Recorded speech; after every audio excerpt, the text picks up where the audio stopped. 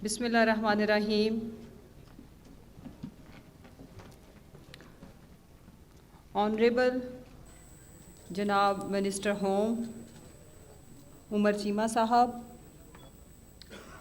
मेरे इंतहाई काबिल एहतराम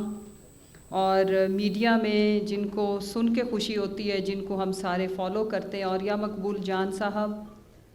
सलमान आबिद साहब, अजमल जामी साहब एंड जितने भी मेरे यहाँ पे हमारी इंफॉर्मेशन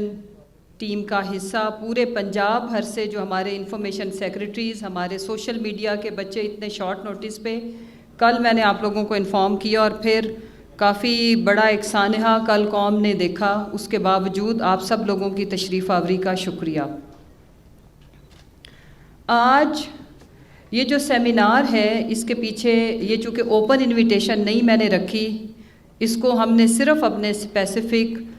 हमारी जो SMT media volunteers and then ज़्यादातर हमने फोकस किया जो हमारे पूरे पंजाब के जो इंफॉर्मेशन सेक्रेटरीज़ और डेजिग्नेटेड लोग हैं, ताकि हम उनको बुलाएं। स्टार्ट आप लोगों से करें एंड देन फिर इंशाल्लाह हम एक बड़ा सेमिनार कॉन्फ्रेंस भी करेंगे जो ओपन इनविटेशन पे होगा नेक्स्ट वीक। यहाँ पे मैं बताना चाहती हूँ कि आज का ये जो सेमिनार है, इसके रखने का मकसद क्या है, क्यों आज यहाँ पे हम लोग इकट्ठे हुए हैं। और आपने आज का टॉपिक तो देखा ही होगा कि constructive role of social media. ये बड़ा बदकिस्मत दौर है आज का जिसमें हम जी रहे हैं कि यहाँ पे जब हम सुबह उठते हैं तो हर रोज़ एक बुरी ख़बर, और नेगेटिविटी हमारे माशरे में इतनी बढ़ गई है कि हम चाहते ना चाहते हुए उस नेगेटिविटी का हिस्सा बन गए, उसका जवाब देते देते। तो चूँकि इंफॉर्मेशन डिपार्टमेंट को मैं देख रही हूँ, तो मैंने सोचा कि चैरिटी बिगिनस एट होम, कि हम क्यों ना इसकी शुरुआत अपने आप से करें और इस रोल को जो इतनी जिसमें तलखी आ गई है उसको पॉजिटिविटी की तरफ लेके जाएं, और कंस्ट्रक्टिव रोल को हम इतना आगे लेके जाएं कि उसमें जो नेगेटिव रोल है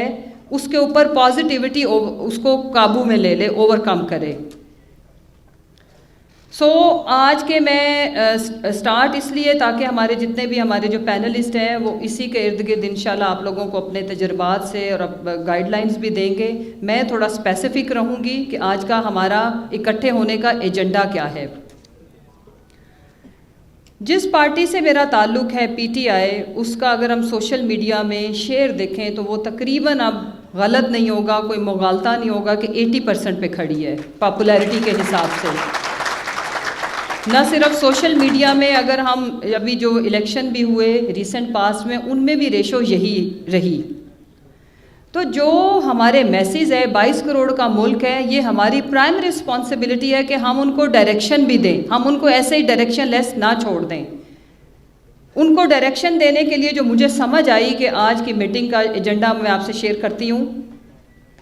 सबसे पहले हम करेंगे ये कि हम अपनी जो गवर्नमेंट, चूँकि हम अब इस वक्त का जो करंट सिनेरियो है उसमें पीटीआई है वो सेंटर में ऑपोजिशन है। नॉर्मली ऐसे नहीं होता, कोई गवर्नमेंट में होती है एक जमात और दूसरी कोई जमात या कोई जमातें इत्तेहाद करके वो गवर्नमेंट में होते हैं और एक ऑपोजिशन में। हम लोग सेंटर में हम ऑपोजिशन में हैं और 4 सूबों में, और 60% पाकिस्तान जो पंजाब कहलाता है वहाँ भी हमारी हुकूमत, केपी, जीबी एंड कश्मीर।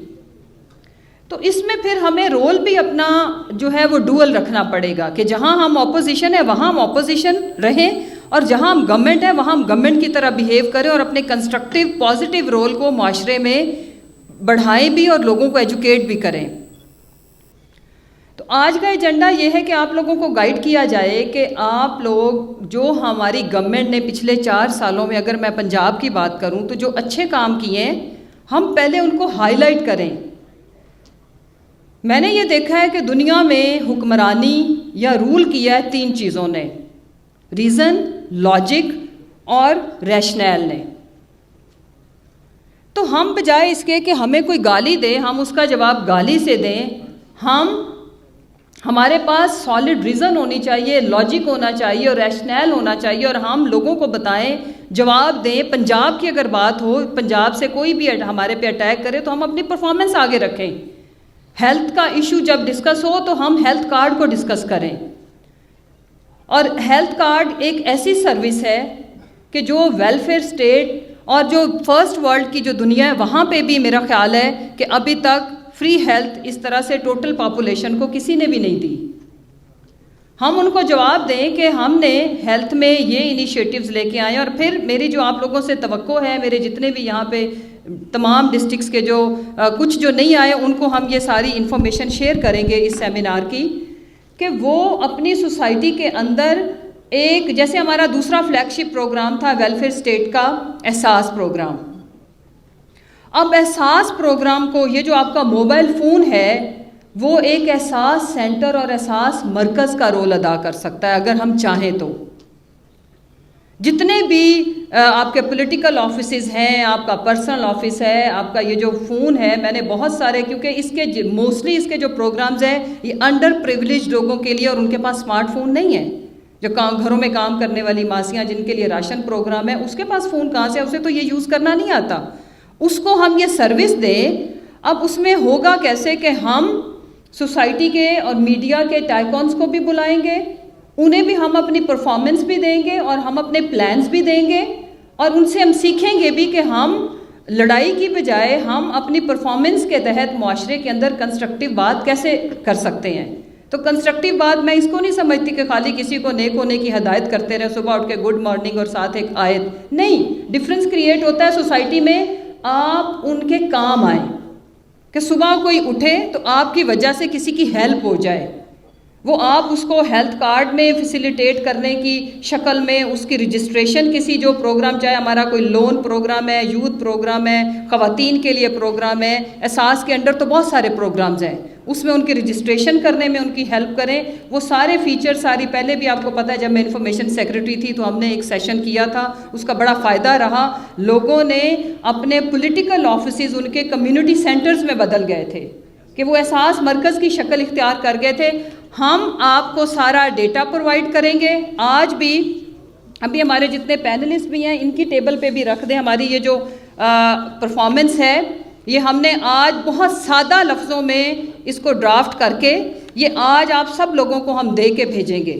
कि जब आप कोई बात करें तो उसके ऊपर फिर आप ये चीज़ें आपके पास लॉजिक होनी चाहिए कि आप दूसरों से क्यों अच्छे हैं।